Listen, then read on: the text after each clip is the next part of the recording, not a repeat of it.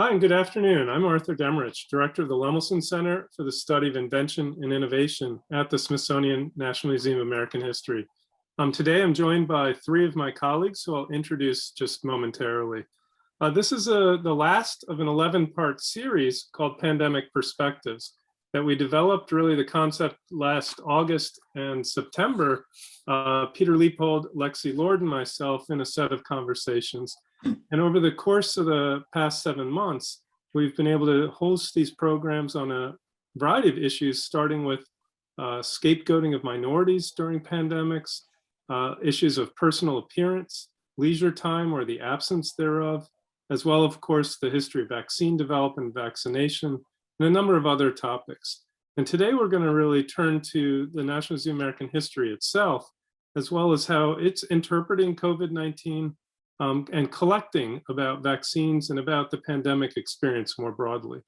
People sometimes call the Smithsonian the nation's attic, which sometimes can be complimentary, but not always. And stories and artifacts really are kept by us and preserved for each next generation. We make a commitment, a deep time commitment in what we collect. In essence, it's a perpetuity commitment, which is really quite phenomenal if you think about it. We also make a commitment to the people and organizations we collect from that these stories will be respected and that the materials will be kept for time. And then we put them on display, and sometimes those displays are quite separate from time. There's a wooden cart in American Enterprise, an exhibit in the museum that was collected in the latter half of the 19th century, was on display at the Smithsonian when first collected, and then was in storage for on the order of 120, 130 years before coming on display again, in 2015. And at some point again, will go in storage for another 100 years or so. So we really have a responsibility to think about deep time as a museum.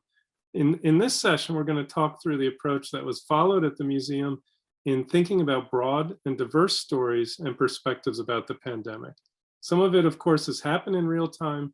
And we'll also be asking our panelists about what they might be collecting in the future, not just what's happened in the most recent few months. The series has benefited tremendously from the Smithsonian Affiliations Program. And so I want to give a special call out to affiliate museum members who are here. This has been a particularly difficult time for museums around the country. And so we salute and celebrate those of you who are supporting your local museums, as well as the National Museum. And I'm now pleased to introduce today's panel. So in alphabetical order, Benjamin Filene is the Associate Director for Curatorial Affairs at the museum, a position that oversees the museum's exhibitions, collections, and research functions.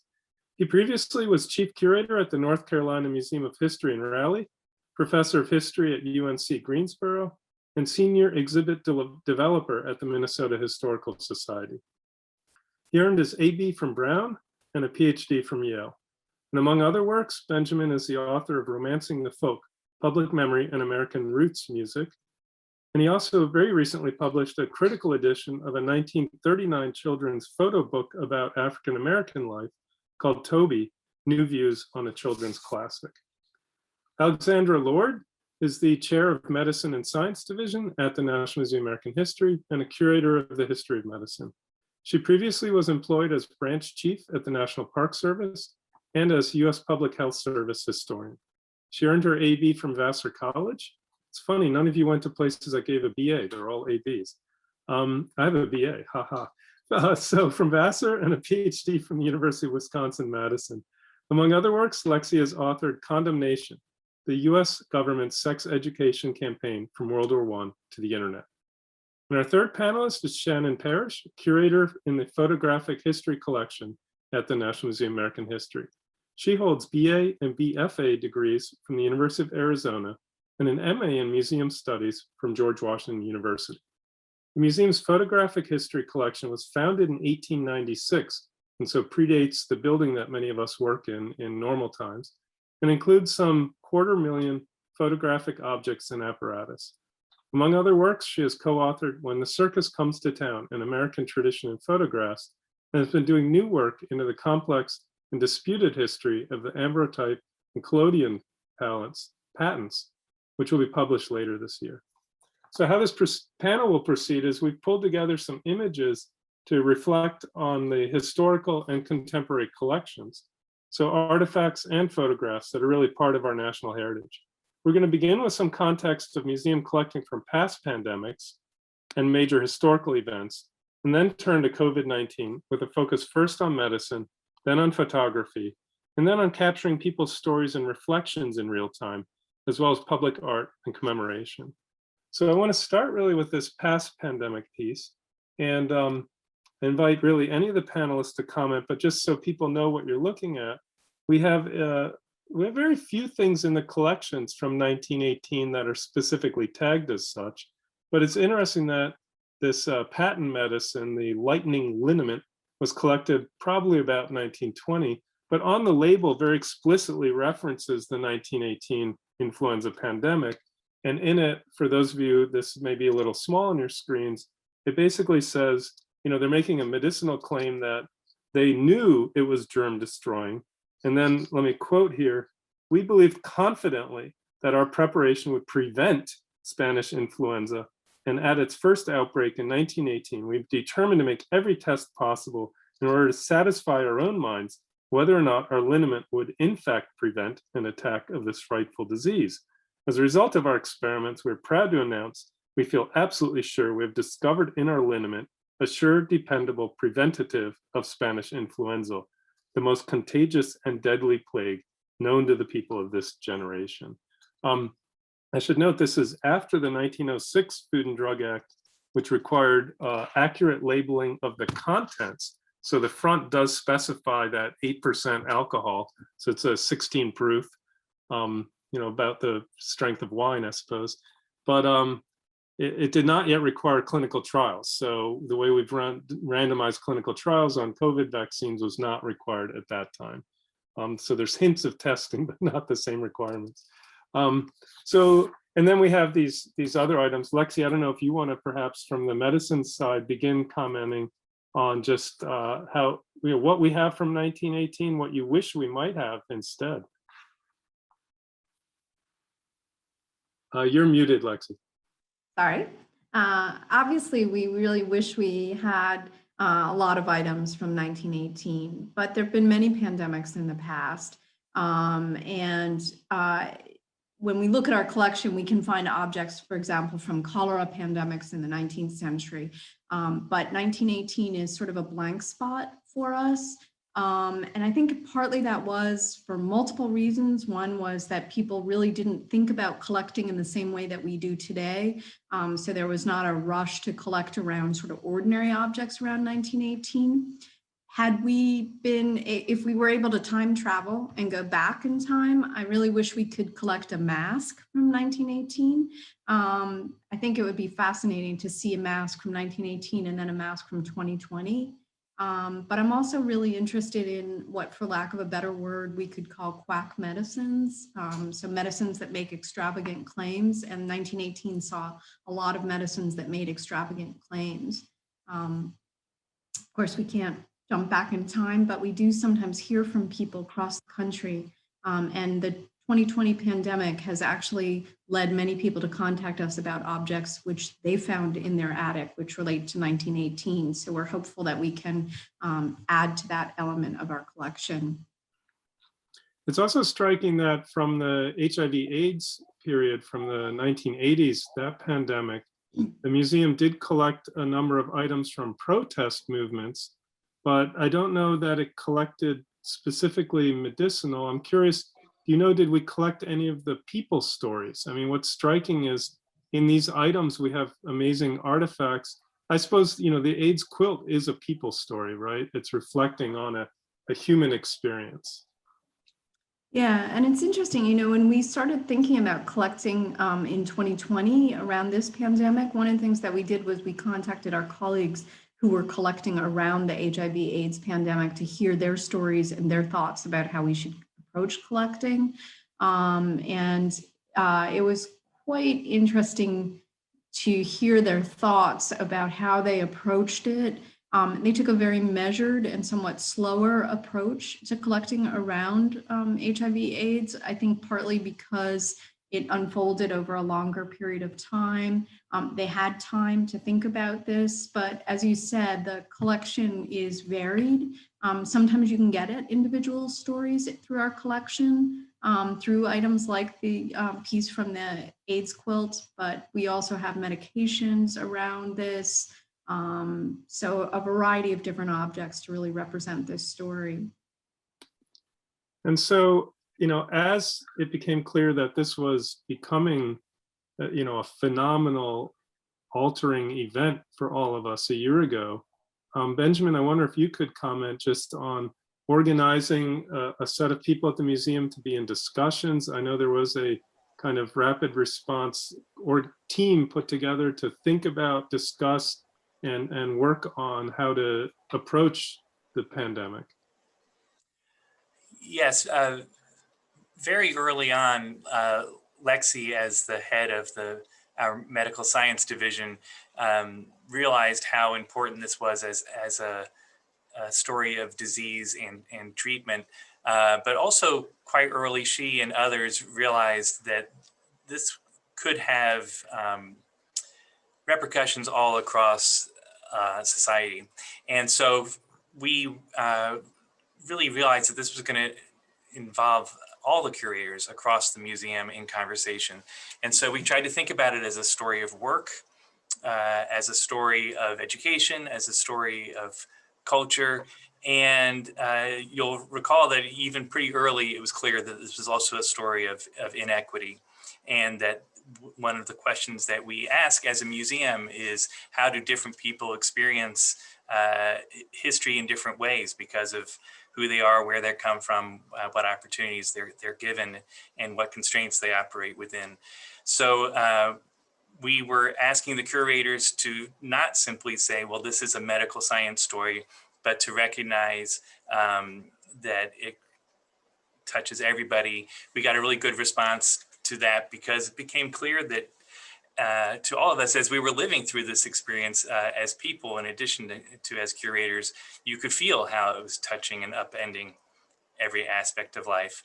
So we've had curators for a full year now thinking about this set of questions, and then also struggling to pursue collecting under great constraints in terms of thinking about the safety of our workforce and the limits of our ability to access the building. So this is a long-term work in progress that's going to cut across the board all of the divisions that make up our collecting museum. Yeah, and I mean, today for the next 45 minutes, we want to talk primarily about what we might call rapid response collecting, and that term came into vogue, interestingly, after 2001. So I did a bit of research in the academic literature, and the term more or less doesn't exist until about 2001, and it's very tied to responses to the attacks and tragedy at the World Trade Center and at the Pentagon. And so the museum was active in doing rapid collecting then.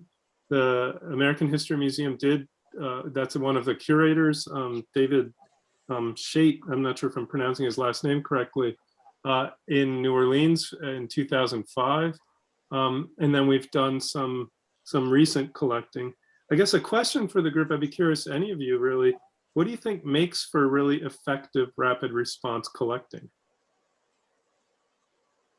Well, I was privileged to be part of the rapid response collecting for September 11th. And, the museum in part decided and knew pretty quickly that it would do a 1-year anniversary exhibition. And so that really drove part of what we were collecting. But from the photography perspective, it also was a photography story, because so many of those first images that you saw were made by amateur and not professional photographers. And so we knew in the photo department that in photo history collection that there was an ephemera issue, that especially with digital photography and being able to get to those stories and get to be able to track people who had powerful images at the time, we might not be able to find them later. So there is part of that collecting of like, we need to get to people now because we may not be able to find them later.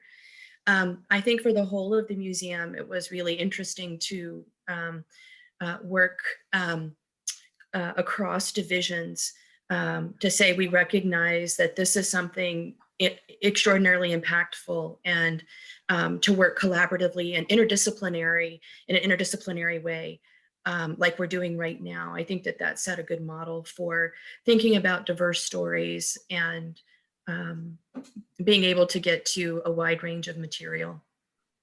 Yeah, and clearly, one of the changes today compared to, say, 100 years ago, 150 years ago, is the both attention and focus on collecting individual people's narratives on the stories, but also, of course, the technologies to do that. And we're going to come to this program 24 Hours, as well as another initiative of the Museum of Events of 2020 a bit later in today's program. So we're going to hear more.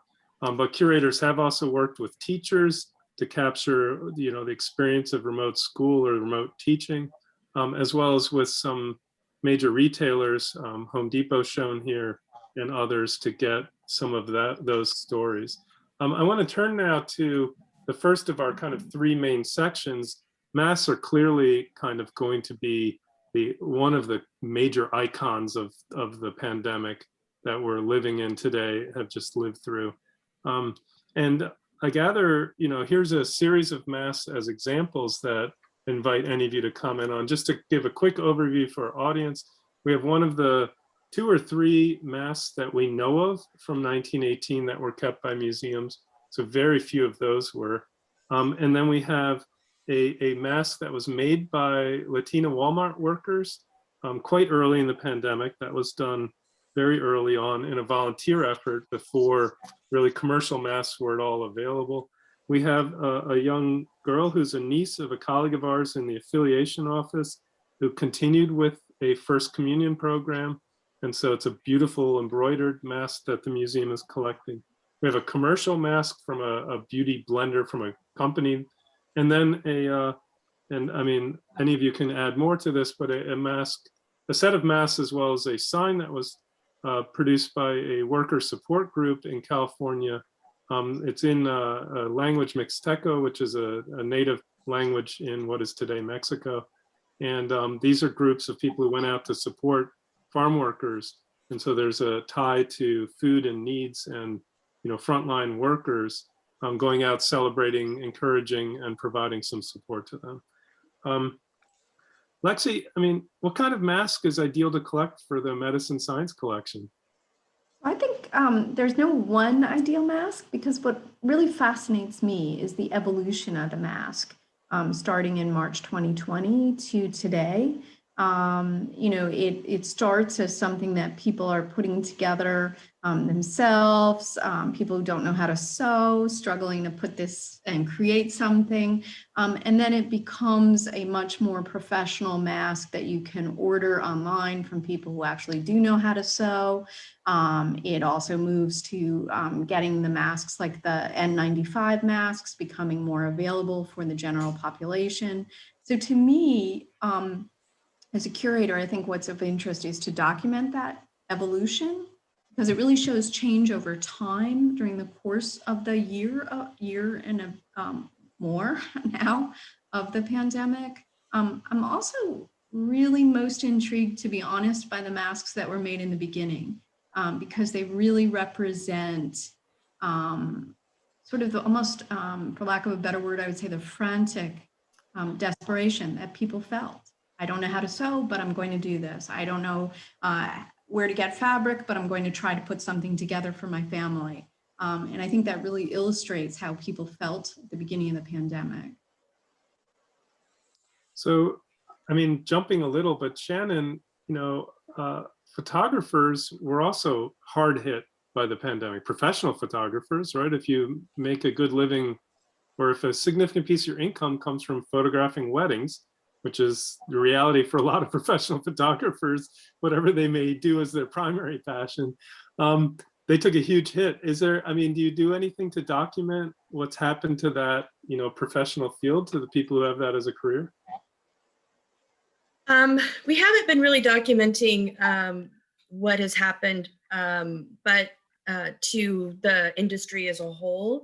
But some of the photographers that we did collect from did create projects that they might not have had otherwise, because they had time, because they brought their skill set forward. So we can look at some of their photographs down the line and we can talk about that. So in the way that we collect photography and those kinds of stories, we can collect, I couldn't work, I couldn't do this, so I did this instead story. Mm-hmm. We have some fabulous photographs, Shannon, of people in masks. They're really just amazing.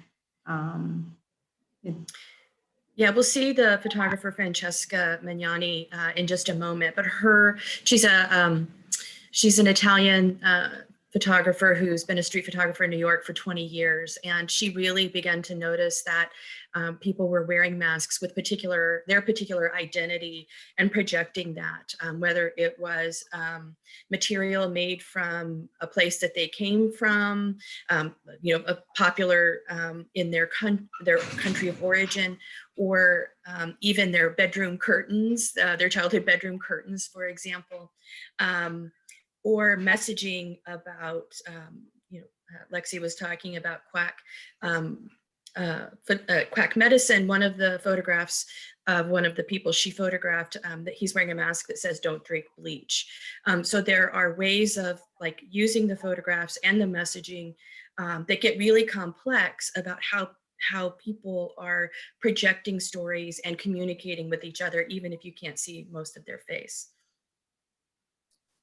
And I want to stick with the medicine theme for a minute. And Lexi, perhaps you could talk us through this set of images on this slide. Sure. So pretty early on, we realized that hunt for a vaccine was going to be a major story of 2020.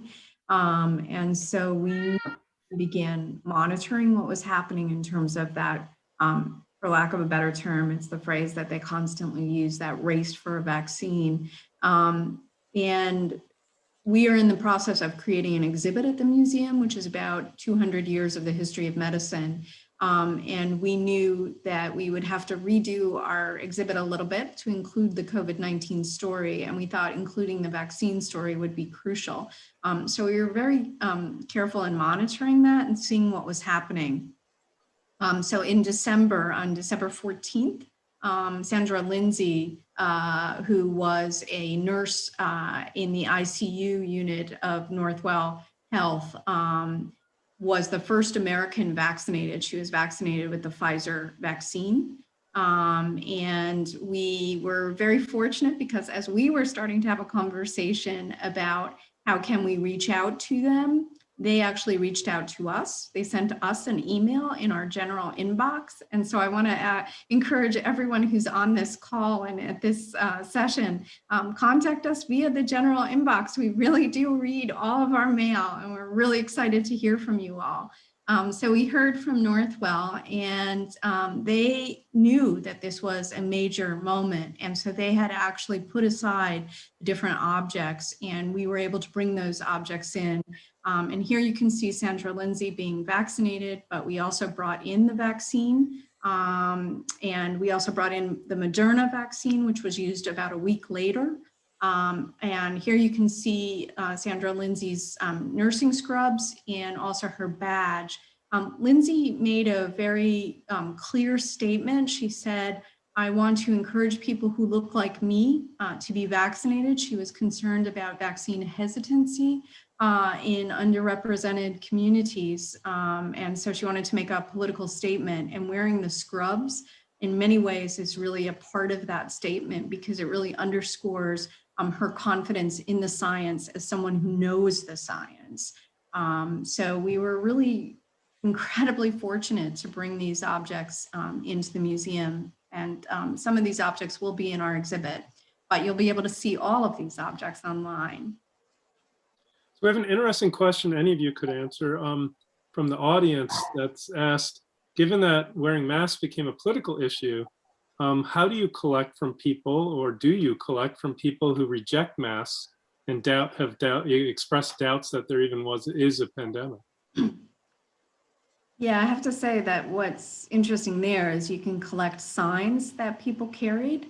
But believe it or not, we've not yet collected one of these, but I have seen signs, I have seen masks for sale, which say things like hoax and things like that. So those are undoubtedly people who might actually not agree with wearing a mask or even that COVID-19 is real. And yet they're making a statement with the mask, which is on the mask itself, which is really interesting to have this object which contradicts itself in many ways. So that might be one way that we could collect around that. And certainly photographs of protests, things like that. Yeah, exactly. And we will come to that in just a moment. So here we see a picture that people are familiar with of Dr. Anthony Fauci with a model of the coronavirus. Why did I put that in the slide deck? Because this is also another object that we have been really fortunate to bring in. We had a wonderful program just a few weeks ago in which our museum honored Dr. Fauci with the Great American Award. And as part of that, we reached out to Dr. Fauci and asked him the same question that we've asked Americans across the country, which is, what is the object that you feel important and represents the story of COVID-19? And this was the model that he created and used to explain the vaccine, especially in the White House. Sorry, not the vaccine, sorry, the virus. I love this picture part. Doesn't he look like a kid with a science project who is, just so thrilled by what I mean, it's also a really important object, but part of it, I think, is just his fascination and his absorption with the object. I love that picture. And I love too that we all know instantly what this is. We have all, regardless of whether the last time we took a science class or biology class was, 30, 40 years ago, this is an object that we all know. Yeah, I mean, it is interesting. And I mean, Shannon, I'd be curious if you have any observation. In the past, a lot of times the way we image a virus or the way we did, it's sort of obviously a bit of a construct, right? This clearly isn't the scale of it, but it's also not even, the same exact colors, et cetera, right? So, but yet it totally stabilized very early on that this is what COVID looks like. And so from then on, it just became fixed. I mean, does that happen a lot in terms of how people work with images? Is that something unusual about this story? I think that, the question about these images that become powerful have a lot to do with media and repetition and seeing things over and over again. So it becomes this really interesting combination of image utility. Does this illustration actually work to help us understand something? If it does, then we keep using it, and then we keep using it, and then we keep using it. So that's sort of how this sort of push and pull about how iconic images or useful images or prevalent images. But in terms of being able to see what the virus looks like, we don't all have access to it. We don't all have the ability to understand. We don't have access to the microscopes. Sometimes even the microscopic images are complicated because it's a three-dimensional thing that is compressed. We don't know what the bits are. And so being able to visualize them in the models become really important and compelling. And certainly, I think it helps raise interest perhaps in our other model collections to bring them out, because now we actually have we have an access point to understand models in a way that we don't in our ordinary anecdotal lives moving through the world. One of our curators, Diane, pointed out to me that is really one of the striking differences between our current pandemic and the 1918 one, is our ability to have a shared scientific reference point like this, and that to imagine going through this with I guess I'm assuming here, presumably much more murky understanding of what it is that was causing all this, as unsettling and terrifying as this experience has been, I think to have those images and then these objects does offer some way of something to grasp onto, at least for us collectively. Yeah, I mean, in 1918, viruses were theorized, but not yet visualized and seen. Isn't that right, Lexi? Yes. Yeah. Yeah. We have a question from the audience. I will read it verbatim, but then also comment on it, which is just, are y'all documenting the quote thirst around Dr. Fauci? And I think thirst just refers to fandom. So will we document that aspect as well? Yeah, I mean, to some degree, I mean, Shannon can speak to this too. I mean, she shared with me a wonderful image of someone with Fauci, but just on a mask, a really wonderful image. But I think this is a key element of the story as well. And my colleagues in different divisions have talked about bringing in Dr. Fauci's, he threw out the baseball at a Nationals game. So the objects around that. And certainly for us, we also think about that fandom, which is just fascinating, especially in an era where we have seen great hostility towards scientists and medical practitioners, to see this extraordinary admiration for Dr. Fauci. So we would like to collect around this more. That's great. And so I promised we would, as a second kind of area, look at photography collections. And so, Shannon, perhaps you want to tell us what we're looking at and why these are important to collect and preserve. Yeah, thank you. I was able to collect over 600 digital photographs this fall, and the reason that we could collect them is because they are all digital and electronic, and we could do everything without having to have an in-person contact with each other. So we're growing and expanding in this particular environment and learning how to do our own museum processes differently. So we talked about Francesca just a moment ago and mask wearing. This is her photograph here on the left. America, loving you is complicated. Her photographs really bring in, her work focuses on this identity and this individual expression during this time. This has become an image that we've used quite a lot as a museum. It's an image that I think resonates with a lot of us, and a sentiment that resonates with a lot of us. The photograph of the nurse, I collected this one. This is a story of a photographer who you were asking about, out of work photographers, and he was asked by Lauren to have a photo session with him, and like Civil War photographers who went to be photographed in case they didn't come back from the war, Lauren approached this photographer and asked for a photo session in case she too did not survive this experience. So this is a photo session that goes from being happy with her daughter and her husband to some much more internal turning inward that expresses the emotion of what was happening and how her feelings about her concern about working in an ER in this particular environment.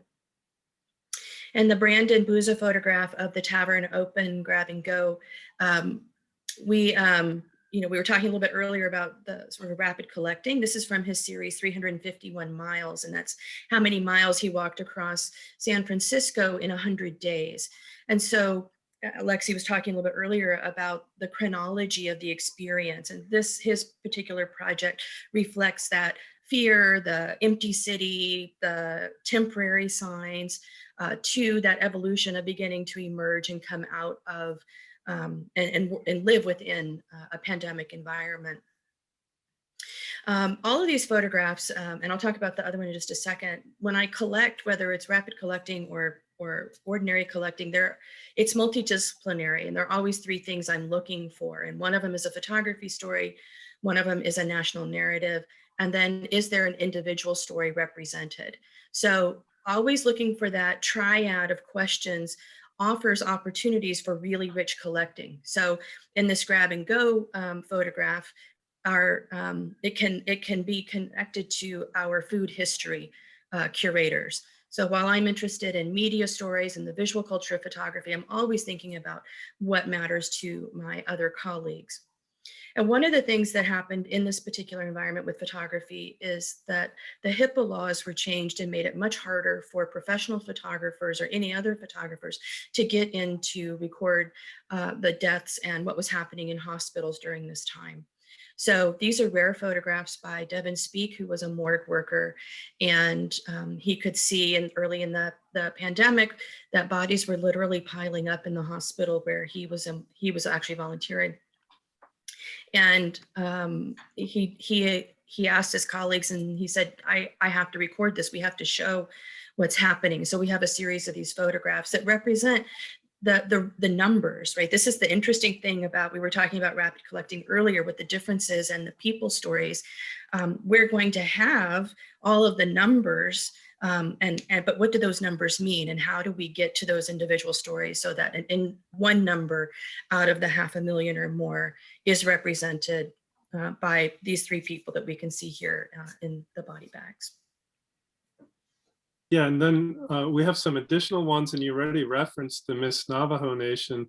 And as you talk about these as well, I'm curious if you could tell us, so you're collecting in essence both from professional and what you call amateur photographers, and of course everyone's an amateur photographer now, right? We all walk around with a halfway decent camera in our pocket, which is a bit different than it used to be 10 or 20 years ago. Right. Well, visual culture, art, creativity, inventions, they don't happen in a vacuum, right? And so we are all experiencing it, and we all have something to say about the history that we're living through. And being able to express that, whether it's documenting. So for the announcement, it would be really hard for us to collect every sign on every door. That was these temporary statements. Photography is a good way to collect it and be able to preserve those pieces of paper. So we can collect broadly that way. The other two photographs by women are professional photographers. Again, the Catherine Taylor, she was another photographer who was like, well, what am I going to do? She's a photojournalist. She actually had each of her subjects fill out a questionnaire and ask them very specifically, why are you wearing a mask? So with all of her photographs, we have those answers. Again, to Lexi's, like, why are people doing it? So we have a collection of people who will explain why they're wearing their mask. But of course, it also represents the parenting experience of being torn and being pulled in the abyss here in the environment. And the image of Miss Navajo Nation, we know that the Navajo Nation was hit very hard. And so the celebration, this combination of celebrating and recognizing one's culture in a pandemic, what does that mean? How do you move forward and keep going with ordinary experiences during this time? So this obviously is a very complicated image. Yeah. So in a way, almost as a segue to our next section of discussion, we have a question from the audience. What has surprised you about collecting in response to this pandemic? Is there any category of artifact or the pandemic experience that's proven hard to collect? And I think that's to really any of you. I think, Benjamin will probably talk a little bit about this. For me, working on Stories of 2020, the thing that really surprised me is the depth of sorrow, suffering, and pain across the nation. You can expect that, people who had loved ones who died of the virus or who were sick during this time period, you would expect that. But the ordinary people writing in to talk about how hard life has been, I think that's that psychological, emotional experience that is challenging to collect in the artifact. That's what's touched me most, I think, in terms of the depth of that across the nation. I think what surprised me most is, and I'm coming at this from the perspective of a person who has always studied epidemics and pandemics, is that we are a part of this story. I've always been able to be very objective and step back and see this story as not completely unrelated to me, but at a distance. And now we curators are deeply involved in this story. And that has been difficult and challenging. actually. The other thing I think that I would say that surprised me is to see the consistency, and this is more a comment on the pandemic overall, to see the consistency of patterns that have happened in our past. It is just really surprising. We always, as historians, we always cheat. We have wonderful hindsight. We can always sort of comment on people's decisions in the past and be somewhat critical. And now to suddenly see and watch things unfolding and realize in many ways how much more complicated these stories are. I think oddly, this has made me a very different type of historian than I was before. And that's, as part of that too, I'd say a different type of curator as well. And then just finally, just touching on what Shannon said, it has really touched us to receive and hear from so many Americans offering the objects and telling us the stories about those objects. It has been incredibly powerful to read those stories. We can't collect everything that people tell us about, but it's just been really difficult, but also very powerful. And I think we're also facing a challenge that runs across the history of our field, and we're seeing it play out in the present. The challenge of collecting the historically underrepresented communities, the communities that are being disproportionately harmed. We have a lot of good intentions, and we're really making an effort, and yet it's not easy, and we're going to have to. That's one of the reasons why we see this as a long-term project, so that the stories have the range and depth that reflect what really has happened here over the last year. And it's going to require ongoing focus and commitment, I think, on part of the institution. Yeah, I mean, we have several questions from the audience that relate to questions around respecting donors and in particular Black Lives Matter protests, which let's come to in just a minute, because I think it's good if we talk through first this 24 hours time of change and then stories of 2020. So Benjamin, can you kick us off? Tell us what the 24 hours program was.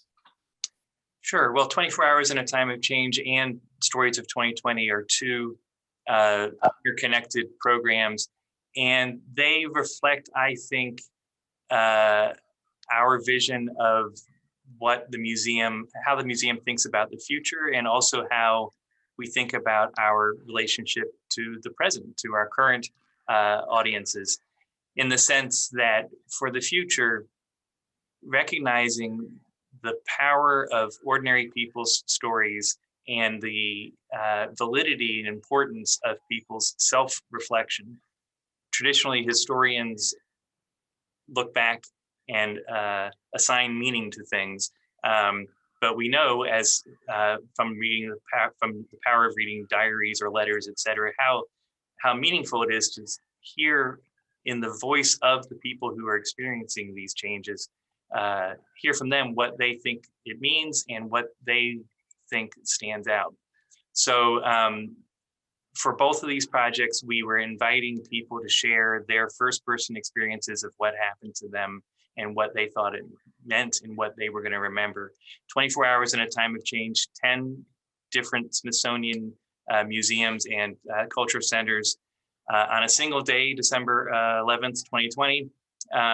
We partnered and invited people to answer questions of their choice. You see 3 of them here, one posed by National Museum of American History on the left, the center one from Smithsonian Music, and the one on the right from the Anacostia Community Museum. We got hundreds and hundreds of responses where people shared photos and videos. The premise being that their everyday experience of that day, what happened to them on that day, what they were thinking about, that even if nothing extraordinary was happening, that was an important snapshot of this time of flux and change. As well, each of those units offered hour-long programs, offering kind of a collective snapshot of of a single day and recognizing its importance. And the final part, I didn't get to, I referred to the usefulness to the present. The other part of this was to have people be seeing each other's experience and taking some solace or gaining some perspective through hearing about how other people were experiencing and reflecting on this day. So NMAH's contribution to that project was Stories of 2020, which launched on that same day, if you go to the next slide. But it is ongoing through the leadership of Shannon here and Sam Vong, one of our curators, and others. We asked our public to think about what message would you send to the future, imagining a digital time capsule. What would you say you wanted remembered or you thought was important about that? And we got a huge range of responses, and recognizing that 2020 is a year that never seems to end. We are continuing to invite responses through April 30th of this year. So it's not too late to reflect on 2020, what it has meant to you, and what you think we as historians and people in the future should know about it from your perspective. Yeah, it's interesting that there are some groupings of stories on the site already. Were those kind of developed in advance, or did they come out of the stories that have been submitted? Kind of a mixture. Some of these come out of work that our ongoing research and community work that our curators are doing. You see refugee communities on the right. That's an ongoing area of interest on Sam Vong's part. And so he was reaching out to some of these communities, encouraging them to share their perspectives if they were willing to. And so that was a grouping that we were hoping for. And then agricultural workers likewise is an area of ongoing interest for the museum, but as stories came in that reflected those experiences, those were added into that grouping. And there, as you say, there are other categories on that site that you can see. And it is, I mean, it is striking. If I go to a website that's asking me to submit a story and there's nothing there, I think I'm pretty unlikely to do it because you just have no confidence, like what's happening to it, who knows? So it does, I mean, it seems to me like it is kind of necessary to precede it with a set of stories. Does that mess with the authenticity at all, or it's just kind of, you're not going to convince people to add their story if there's nothing there? We didn't do a whole lot of pre-populating, but we did invite some of those community members, as I say, to share some to serve as an example. But I would say I was more struck by people's willingness to share, and those experiences range from just how they hear music in a new way to how they have found new family connections to through Zoom that they never would have thought they'd be able to have. And then, as Shannon referenced earlier, some really painful and wrenching stories about loss and hurt. So people, I think, are thirsting for a chance to share and to be heard. And I think it's important part of our function to find outlets where we can, as a museum, shift into listening mode like this. Yeah, so I mean, if you think about this form of collective storytelling, I mean, historically people kept journals. I don't know that there were collective sites, unless any of you know of some. I mean, if you think back, Lexi, to late 19th, early 20th century in terms of medicine, or Shannon, likewise, in terms of how people documented their own personal and family lives, you know, what do we not have that we would have if we'd had the same, if we'd had the internet, you know, 120 plus years ago? You know, I think we lose so much of the everyday aspect of these kinds of events. When people are keeping a diary, they tend to keep they tend to reflect in the diary more extraordinary things, so they may not write as much about the ordinary things. And I think that's what gets lost. Today, I think people document their ordinary lives in ways that people have never done before. And so we'll be able to really understand ordinary life during the pandemic. The only thing that I would say was somewhat similar was maybe the HIV/AIDS pandemic. I think there was an awareness of this, and there were groups that were collecting these stories and coming together. There was no real internet at that time, but communication was very different and much easier in that era than it had been previously, and also an awareness in that community of the extent and impact of that event. I think too, just the history profession has changed, and the different types of ways we value documents and the way that we've collected as a museum has changed. So I think it's a combination of production, but I think it's also a combination of attitude and acquisition. Yeah, I mean, it's striking for technology collections, for example, that I sometimes work with and look at, as a historian of invention and innovation, that, we focus a lot more now on who the diversity of who inventors are and the people's stories, and a little less on the, specific technological change in each new generation of a particular kind of technology. We do have a really intriguing question, important one from the audience, which is, what are your thoughts about stewardship and respecting donors during rapid collection efforts? An example I think of is where this is particularly relevant is during this past summer's Black Lives Matter protests. For example, some photos or objects connected to donors could make them vulnerable to police surveillance. What are your thoughts on that issue? I've minimized collecting for exactly that purpose. Concern for being a federal agency and worry about who's depicted and who might be harmed. But I think it's also who takes the photographs. I think that was a big conversation, especially this summer, that continues as to who has agency within the photograph. So there has been, and we have a group who are looking very specifically at social justice, and they're considering those questions as well, and those acquisitions as well. Yeah, so go ahead, Benjamin. I was just going to say that, to echo Shannon, that we've been trying to really strike the right balance, and on the one hand recognize that something historic and important happened with the social justice protests, and we've done some collecting around, for example, Lafayette Square here in Washington, but then also to recognize the complexity of that work. Some of our curators really are focusing on building relationships with the protesters, and in some ways it's analogous to the focus of not so much on the thing, but on the perspective on the thing. What do they make of these objects and these signs and messages? What do they see as the core that should be preserved for the future, and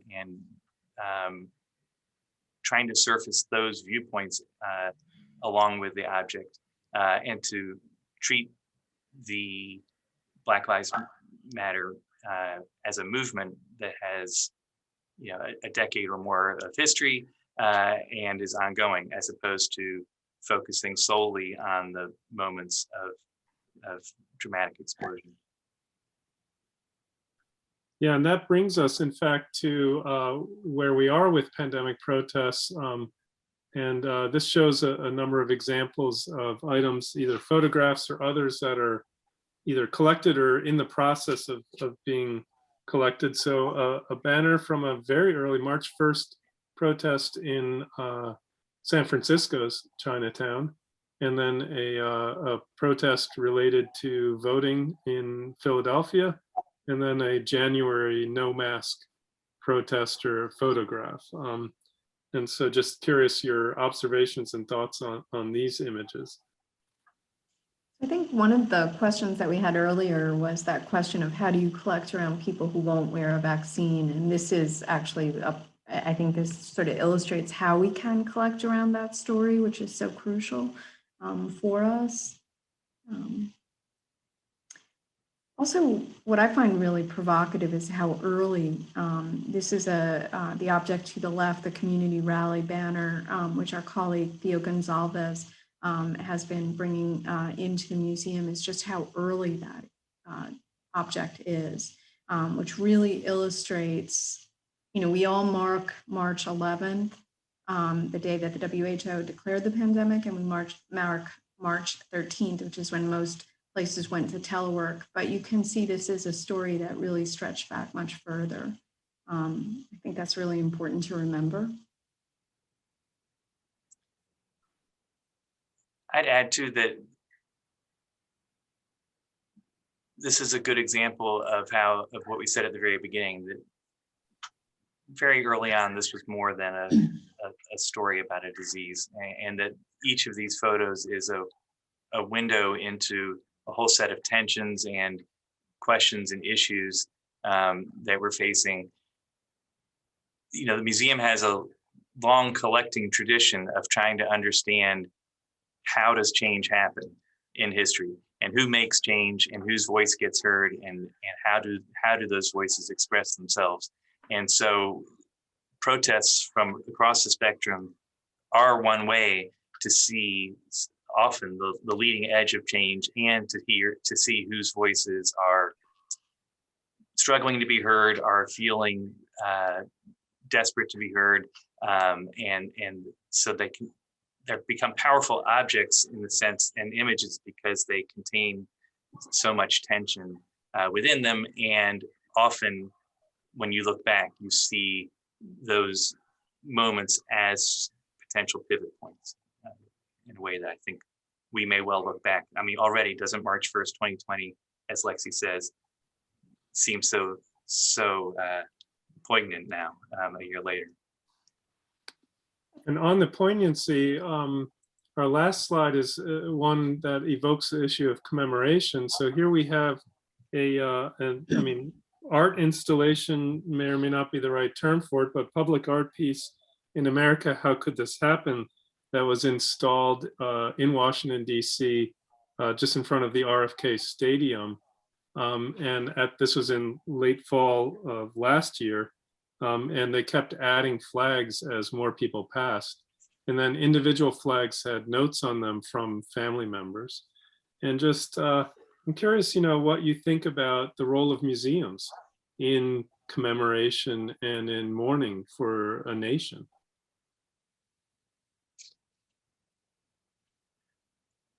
Well, I think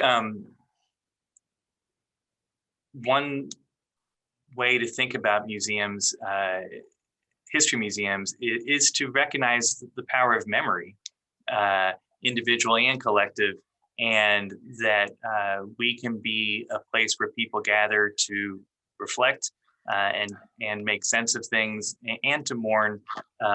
Shannon referenced the 9/11 exhibit that they had here on the 1-year anniversary. We're now planning programs for the 20th anniversary of that tragedy, and actually the 25th too. And so I think to be a place where people come to reflect, to hear new information and new perspectives and new interpretations, but also to wrestle with their own. And I think that that's what this installation from Suzanne Furstenberg did so powerfully, is to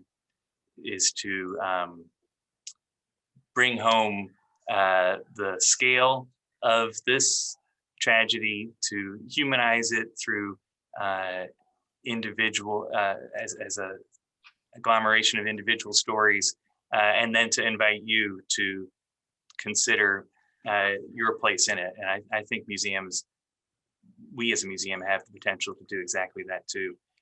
In fact, that's why our colleague, Peter Leopold, collected a couple dozen of these flags, both as to document her event, but also to enable us to participate, perhaps in the future, with inviting some sort of similar process or dynamic with our visitors. Yeah, I mean, let's go a few minutes over. I see we're close to the ending time, but just would invite Shannon also, the role of photography in evoking that kind of personal connection to the past. We obviously want the museum to be a place people come to learn history, to at times celebrate history, but then also, as Benjamin's saying, to feel the personal connection to very tragic stories and tragic periods in our personal lives and in our nation's life.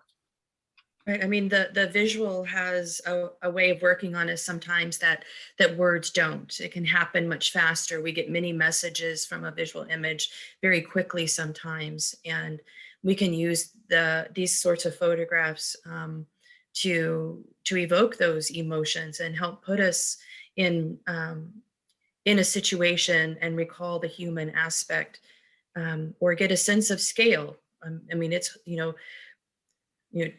267,000, what does that mean? How much is that? What does that look like? But to put that many flags out, you begin to see the volume in a new way. So I think the photography is complicated, but one of the things it can do is it can move you very quickly and humanize something that seems like it was maybe distant, not far away, not connected to oneself.